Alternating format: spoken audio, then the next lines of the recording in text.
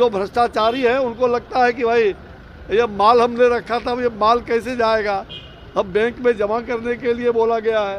तो भ्रष्टाचारियों को एक ठो नोट रहे तो रहे, यहाँ बंडल का बंडल है।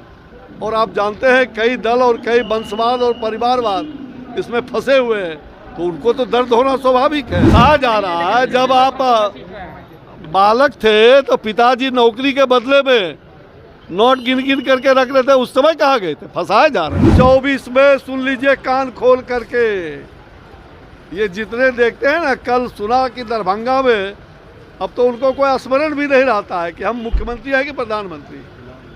कल सुना है कि नहीं सुना है आपने? कान खोल के सुन लीजिए, 2024 में प्रधानमंत्री नरेंद्र मोदी ही बनेंगे, उनके सिवा कोई नहीं।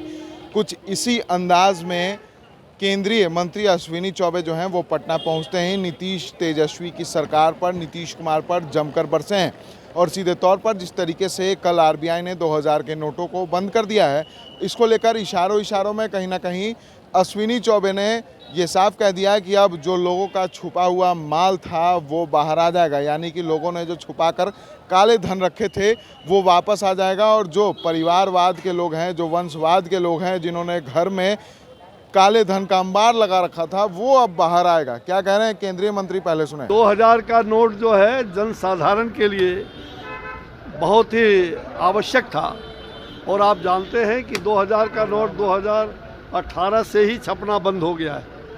तो ये नोट का जो वापसी है, नोट का जो बंदी नहीं बल्कि नोट का मतलब उसको आपको वक्त दिया गया है कि आप अपना ये नोट हटा लीजिए।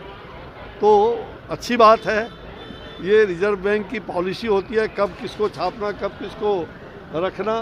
तो रिजर्व बैंक का जो नीति है उस नीति के तहत ये हुआ है। आदरणीय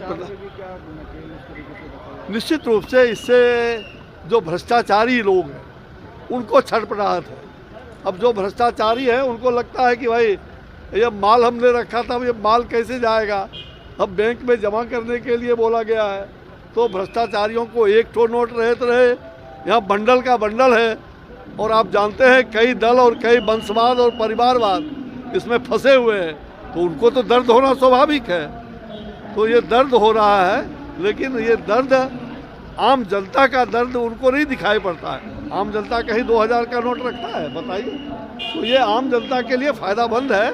और जो ब्लैकमेल करने वाले लोग हैं, जो ब्लैकर हैं, उनको निश्चित रूप से उनको कसने का, भ्रष्टाचारियों को कसने की बात हो रही है। अरे भाई, वो शपथ ले कि कोई शपथ ले, उससे क्या मतलब है? अंतर क्या पड़ता है? 24 में असर पड़ेगा। अरे 24 में सुन लीजिए कान खोल करके, ये जितने देखते हैं ना, कल सुना कि दरभंगा में अब तो उनको कोई स्मरण भी नहीं रहता है कि हम मुख्यमंत्री हैं कि प्रधानमंत्री। कल सुना है कि नहीं सुना है आपने? और सुना है कि नहीं सुना है? सारे लोग मीडिया के लोग थे, अब अपने को प्रधानमंत्री घोषित करने लगे। भुला जाते हैं कि हम मुख्यमंत्री हैं कि क्या। वो मुंगेरी लाल का हसीन सपना, जो उनकी भावना जाकी रही, भावना जैसी, तो उनके मन में जो भावना है कि हम मुंगेरी लाल का हसीन सपना प्रधानमंत्री बन गए हैं, उनको याद नहीं है कि हम बन चुके हैं। अरे भाई, इनका तो दांत ऐसा खट्टा होगा कि जो उनके ही भाई, बड़े भाई कहते हैं, इसके पेट में एक बड़का दांत है तो दांत भीतर चला जाए। भाई नहीं दे रही है तो दुर्भाग्य है। हम किराया लेकर के सारा चीज़ हम दे सकते हैं, कर सकते हैं। नहीं दे रहा है, ऐसे होगा। नहीं दे रहा है तो चढ़ जाएंगे उस पर, जा कर के बैठक करेंगे। ऐसा क्या है? किसी की बपौती है, पैसा हमने दिया है, बुक कराया है और नहीं देगा, हिम्मत है नहीं देगा। ये सरकार की ऐसी तैसी क्या एजेंसी से कार्रवाई करता है? क्या चीज़? तेजस्वी कह रहे हैं कि उनको फंसाया जा रहा है। फंसाया जा रहा है। जब आप बालक थे तो पिताजी नौकरी के बदले में नोट गिन गिन करके रख रहे थे, उस समय कहाँ गए थे? फंसाए जा रहे हैं। ये ईडी निर्णय करेगा, जो ईडी है वो जानेंगे कि क्या है, कौन गलत है, कौन सही है। ये सीबीआई वो स्वतंत्र एजेंसी है, वो अपना काम कर रहा है। भाई, रोपे पेड़ बबूल का तो नीम कहाँ से हो, आम कहाँ से हो, बताइए?